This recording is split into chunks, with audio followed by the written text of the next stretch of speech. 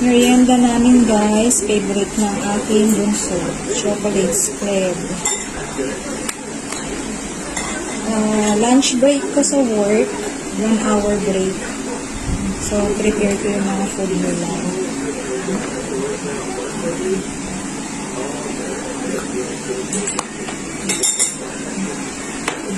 Masarap tong Goya spread, chocolate spread. Mas mura compare sa Nutella, diba? Pero pareho lang naman din ang lasa. So, doon na tayo sa mura. Pero masarap po.